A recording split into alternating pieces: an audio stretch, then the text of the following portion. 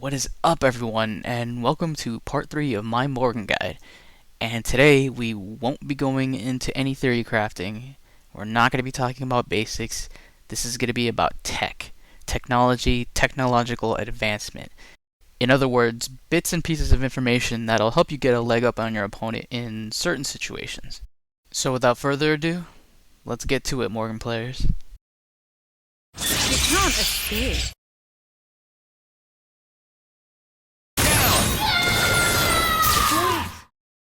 So for those of you that watched my first Morgan combo video, I had a combo in there called the Meter Thief setup. And that combo is great, but it did way too much damage to be an effective way of killing a Phoenix with 5 bars. So what I did was I ended up using the same principles, and off of a clean hit, you can actually use multi-hit attacks to scale down the damage and use almost the same combo in order to kill Phoenix from anywhere on the screen.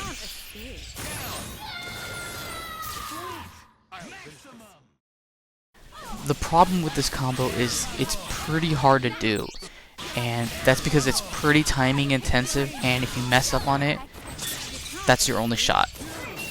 So this first piece of tech is going to be how to kill Phoenix whether or not she has 5 bars. And it's actually really easy to do as a Morgan player, and it is a much simpler alternative to the Japanese meter stealing tech. And the reason being is because it doesn't involve X Factor, so it has almost none of the risks. And it only requires a few things that most teams should have access to. So this strategy is going to be making use of tacking. And more importantly, you're going to be tacking into Morgan. So the first thing that you're obviously going to need is you want to have a point character or someone in the slot directly ahead of Morgan. Now that sounds easy enough, but there is a catch. That point character has to be able to combo from his grabs to a launcher without the use of X Factor and without the use of hypers that do damage. And the reason being for that is because everything that I'm going to be showing you is going to start off of grabs. And that's because we want the damage to be as low as possible. So I'm going to start off with what I think is the easiest one, and that's the mid-screen down tack variant. It's pretty easy to do. It's actually kind of hard to mess up, which is good because this is probably the one that you're going to be using the most. So with your point character, you're going to land the grab, and you want to go into as basic a combo as possible, and the reason being you want the damage to be pretty low. So what I do here is I go into a slide, pretty much just to help me get in closer to my opponent, and then I go right into a launcher. And after the launcher, again, you want to do as basic an airstring as possible because you want to keep that damage down. So I just go into a heavy attack just to stabilize the opponent. And at this point, we're going to be banking on the fact that any Phoenix player that we come across is going to be mashing on that left-right tack counter, which is good for us because that's the only tack that we're not going to do. We're either going to go into an up or a down tack. So Morgan's going to come in and you're going to want to immediately go into an air heavy. And after the air heavy lands, you're going to really delay an air S.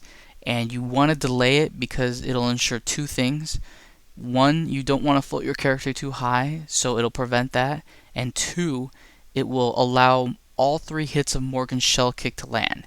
And if you look here, all 3 hits land, and Morgan is really low to the ground after the 3rd hit, which is exactly what we want.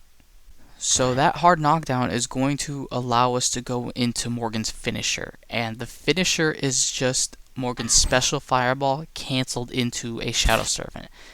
The Shadow Servant will OTG the character, and the second it does, Morgan's special fireball will land, draining Phoenix's meter, leaving her just shy of 5 bars once the hyper or the DHC ends up finishing her off.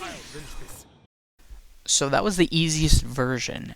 The slightly more difficult versions are going to be the corner ones. And we'll start off with the easier one, and that's going to be the down tack corner variant. And everything's going to start off exactly the same. You're going to go into a grab, basic combo, launcher, basic combo, into the tack. Now the problem with these ones is that the corner is not a very good place to do damage with Shadow Servant. So to help that, after the tack, instead of going into a heavy, you're going to go into a fly. And that is going to prevent you from going too deep into the corner, which is going to help with the Shadow Servant damage.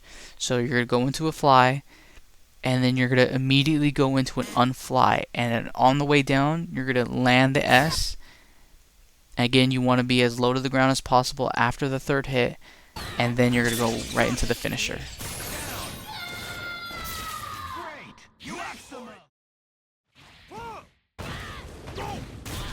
Now with the up tack variant, everything's going to be almost identical to the down tack. You go into the grab, basic combo, launcher, basic combo, tack. The only difference is that the opponent is going to be higher in the air, so when it comes time to do the fly, you're going to delay the unfly, and then after you've unflied, you're going to delay the S, and doing so will make sure that the opponent is close to the ground once the third hit lands, and then you just go into the normal finisher.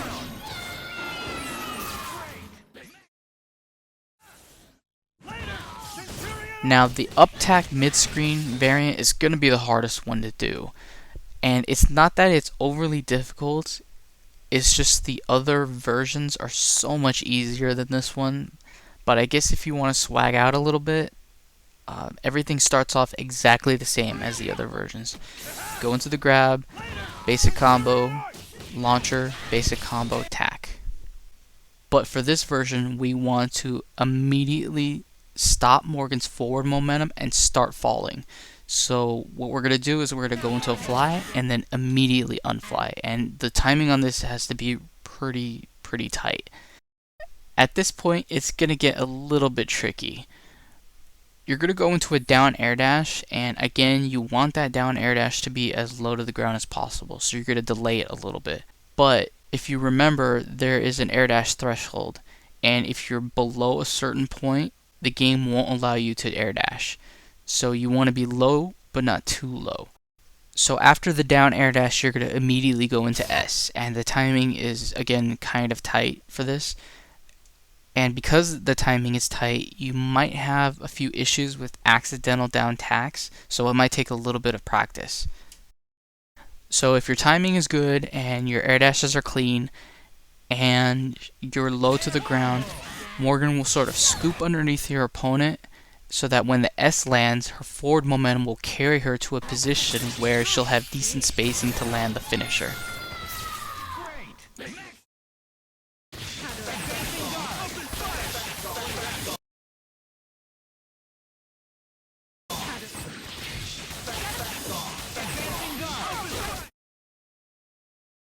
If you're rushed down Morrigan, you've probably had a few encounters where pushblock has completely denied any offense. And it's so effective against Morrigan because she doesn't really have a ground dash. But I've actually learned there's a few things that you can do to actually nullify pushblock. A lot of characters have attacks that move them forward, and it's really good for countering pushblock. Now Morrigan doesn't have any of these per se, but she does have certain moves that nullify pushblock. And if you don't know, Morrigan's fly, unfly, ground dash, air dash, and Shadowblade actually nullify pushblock, giving you second, third, fourth, fifth, basically an unlimited amount of second chances at opening up opponents if you have decent timing. But because of the way fly, unfly, and Shadowblade work with each other, you can create huge assaults that never end even if the opponent is push blocking, giving you tons of extra chances to open up opponents. But first, let's start off with some of the basics.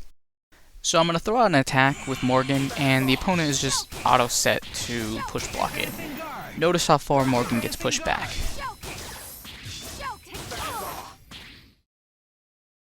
Now watch again and notice how little Morgan is being pushed back. The opponent blocks, push blocks, but Morgan uses fly, unfly, or Shadowblade to nullify that push block. Now, I'm not gonna lie, most opponents aren't gonna have perfectly timed push blocks like this computer opponent will. In fact, the timing is probably gonna vary a lot from opponent to opponent. But if you are selective with your attacks and you use your assists, Morgan can actually open up any opponent at any time, at any part of the screen, whether or not the opponent push blocks.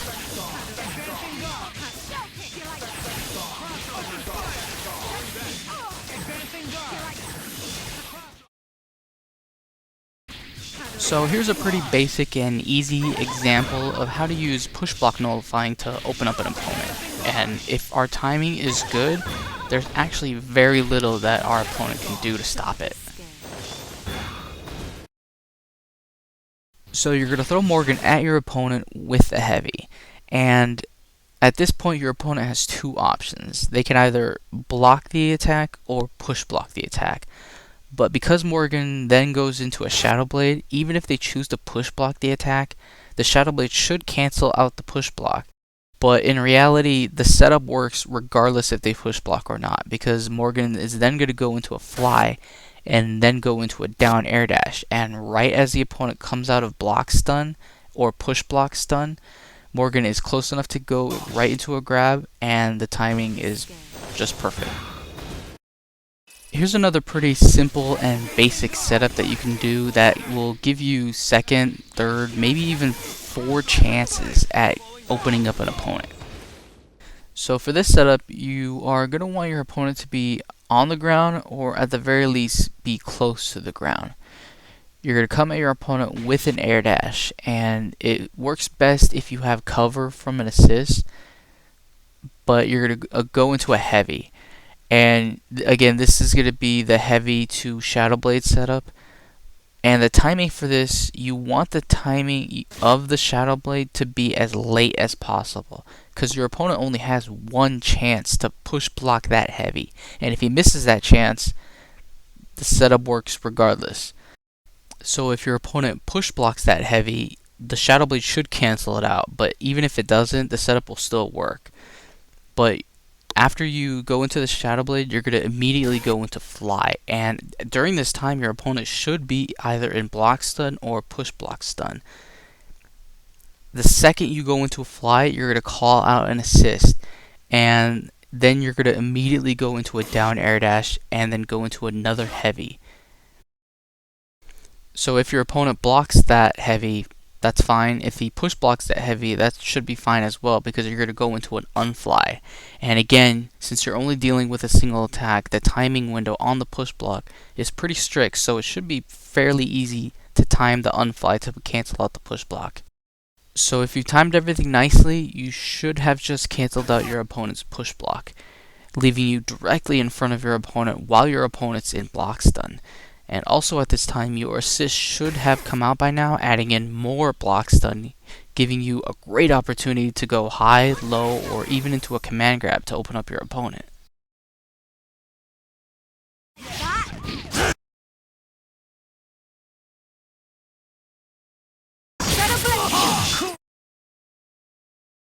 Now the last thing I'm going to show for this part of the guide has to do with Morgan's Shadowblade. And Morgan's Shadowblade actually has a really strange property that only one other character in the entire cast has.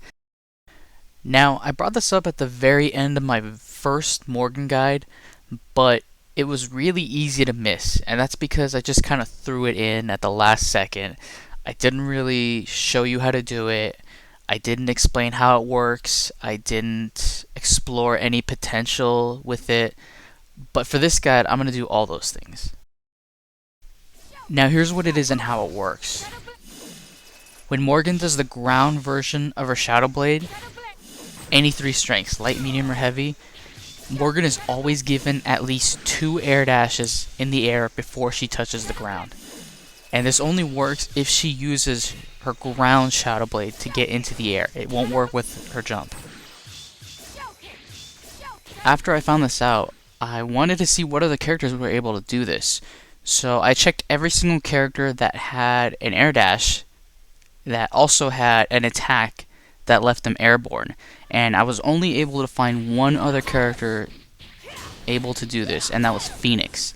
And when you use Phoenix's medium overdrive, you get the exact same effect as Morrigan, where she's able to do 2 air dashes outside of flight mode. Let's take a look at an example to see what I'm talking about. So here's a pretty common instance with Virgil players when they're backed up into a corner and they're really high up in the air. Most Virgil players will usually just go for that Helmbreaker because they really have nothing to lose by doing so. And if it lands, they get a free combo out of it. And if it doesn't, it's pretty safe as well. So we're going to throw out our Shadowblade and boom, it goes right through the Helmbreaker. And that's because it hits the very back end of Virgil's hurt box. We're then going to go into flight mode and immediately back off because we know he's going to come down with another attack. And once we're out of range, out of sword range, we're going to throw out a fireball. Virgil throws out his second Helmbreaker. And then we're going to use our 2 air dashes that we've still retained and confirm right off the fireball into a combo.